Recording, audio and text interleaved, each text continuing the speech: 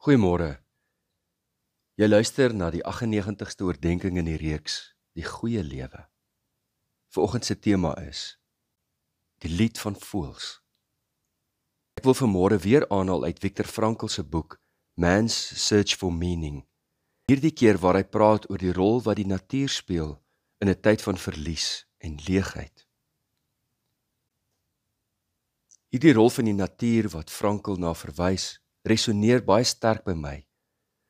Want dit is juis na daardie Augustusnag van 95, toe my wêreld in duie gestort het, dat ek vir die volgende dae alleen in die natuur vertroosting gevind het. Dit was asof dit die enigste herinnering was dat daar goed oor is in die wêreld. Asof ek 'n baken van vastigheid daarin kon vind. Dit het kompleet gevoel of ek ontvoer is uit die lewe, geruk is deur 'n dun gordyn na 'n ander wêreld. Ek was nie weg nie, maar ek was weg. My siel het inwaarts gekeer en verstik in totale eensaamheid. Dit het 4 jaar geduur. Soms het ek buite my venster in die middel van winter, met die grasse bleek en bome kaal, vroegoggend die voëls hoor sing. Dan het ek gedink, julle het nie skure nie, julle het nie spense of koskaste nie, julle het geen komberse of beskutting teen hierdie snerpende koue en uitdagende dae nie, en tog sing julle uitbundig, sonder kommer en sonder kla. Dit het my laat vorentoe droom, dat daar tog 'n môre is, tog 'n lewe is uit depressie uit. Ek het daaraan vasgehou, dat hulle sê onder die woestyne van die wêreld, is daar strome lewende water, al sou jy dit nie sien nie. Maar vorentoe, 'n entjie aan sal die water opborrel in 'n fontein of 'n oase, en daar sal ek uit die kake van hierdie monster kan ontsnap en die waters van lewe weer kan drink. Ek wil byna verskoning vra dat ek so persoonlik praat. Om eerlik te wees, ek voel verleë daaroor. Ek kyk terug na daardie tyd en ek onthou die gevoel wat ek gehad het. Hoe is dit dan dat ek nie sterk genoeg is om dit te oorwin nie? Wat is fout met my? Ek het van mens en van God verlate gevoel. Ek het mense om my gehad wat my liefhet. Maar dit is asof hulle vingers en harte nie deur daardie gordyn, daardie onsigbare gordyn kon beer nie, kon nie deurdring nie. Ek sou vanmôre liewer nie daaroor wou praat nie. Selfs nou raak ek ietwat emosioneel daaroor. Maar ek doen dit omdat daar vanmôre dalk iemand mag wees wat op so 'n plek is en wonder, is daar 'n pad hieruit? Is daar hoop? Sal die lig weer skyn? Sal hierdie uiterste hel verbygaan?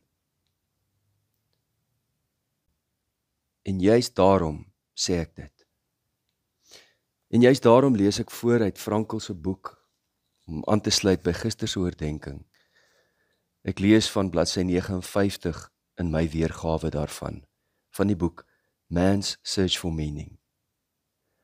As the inner life of the prisoner tended to become more intense, he also experienced the beauty of art and nature as never before. Under their influence, he sometimes even forgot his own frightful circumstances.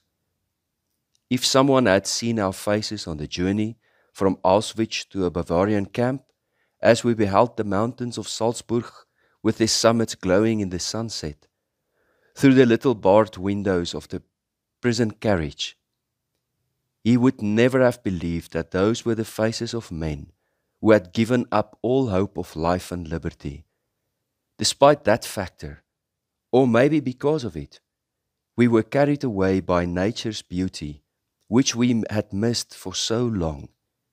In camp too, a man might draw the attention of a comrade working next to him to a nice view of the setting sun shining through the tall trees of the Bavarian woods, as in the famous watercolor by Dürer, the same woods in which he had built an enormous, hidden, munitions plant. One evening, when we were already resting on the floor of our hut, dead tired, soup bowls in hand, a fellow prisoner rushed in and asked us to run out to the assembly grounds and see the wonderful sunset.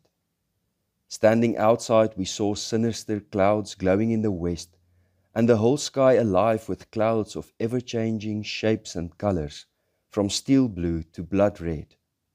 The desolate grey mud hats provided a sharp contrast, while the puddles on the muddy ground reflected the glowing sky.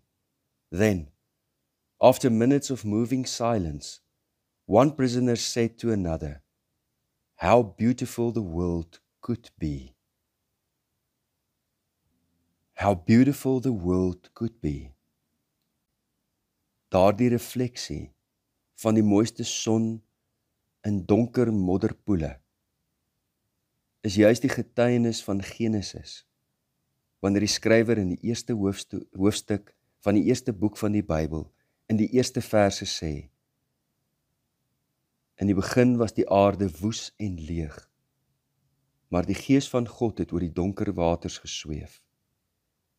Daardie woes en leeg, die woorde in Hebreëus, verwys na 'n plek van duisternis, van donkerte, van geen sin of funksie nie. 'n Plek waar daar geen uitkoms is nie, daar's niks wat jy daarmee kan maak nie. Jy voel magteloos, dit voel of jy alle hoop verloor het.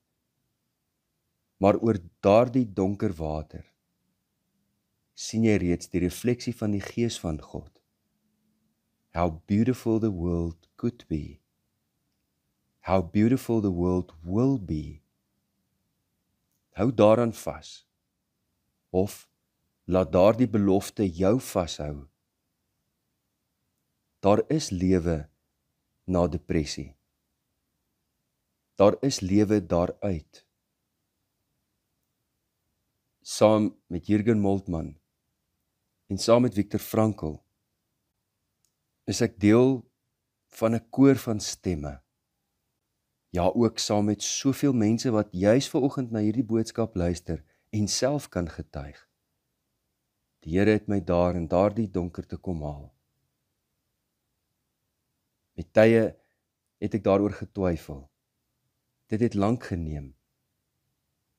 Maar op die een of ander manier het die Heilige Gees in my hart bly hoop influister. Soms net genoeg vir die volgende tree. Maar deur daardie donkerte het ek diep onder vaste rots gevind, dieper en vaster en stewiger as ooit voorheen in my lewe. Vandag kyk ek terug en, hoe vreemd dit ook al mag klink, sê ek dankie Here. Dankie dat ek daardeur kon gaan. Vandag is ek dink 'n dieper en 'n sterker mens, maar meer as dit. Ek het soveel meer empatie vir mense wat daardeur gaan, as wat ek ooit voorheen in my lewe gehad het. Nooit in die lewe sal ek vir iemand sê, kom net daaroor, of ruk jouself reg, of wat ook al nie. In 1995, veral op die platteland, was daar nie sielkundiges nie. Daar was nie internet, Google, TikTok, Facebook of waar ook al, waar ek hulp kon gaan soek het, of meer inligting gekry het oor depressie nie. Ek het in die sirkelgang van my eie hartseer en verdwaal, vasgevang gebly vir te lank. Vandag is daar hulp. Die negatiewe konnotasie of die stigma wat kleef daaraan, is besig om te verdwyn. Al meer mense besef vandag, dit kan met ons elkeen gebeur. Beteken nie jy is swak nie, beteken nie jy misluk nie. Dit beteken jy is mens. Jy het 'n hart, jy het emosies. Ook jou gedagtes kan in 'n sirkelgang beland. Van die bekendste figure in die geskiedenis van die mensdom het met depressie en die donkerte van hierdie lewe geworstel. Daarin is daar geen skande nie. Moet net nie te trots wees om hulp te gaan soek nie. mag jy deur die woord van die Here, deur die fluistering, selfs die uitroep van die Heilige Gees, en deur die wonderlike natuur en die skepping van die Here, bly hoop, bly glo, en bly lief hê. Kom ons bid saam. Hemelvader, geestelik kniel ons elkeen wat hierna luister vanmôre. Ons sak af op ons knieë en ons hou mekaar se hande vas. Here, wil U by elkeen wees, vir wie die donkerte te veel geword het. Wat voel of hulle uit hierdie donkerte nooit 'n plek sal vind nie. Of dit voel of U hulle verlaat het. Ook van mense verlate is. O Here, lei hulle en ons elkeen na groen weivelde en waters waar daar vrede is. Gee tog vir ons nuwe krag, sodat ons op die regte paaie kan leef, tot die eer van U naam. Dit bid ons in Jesus naam. Amen. Liefde en 'n geseënde naweek vir elkeen.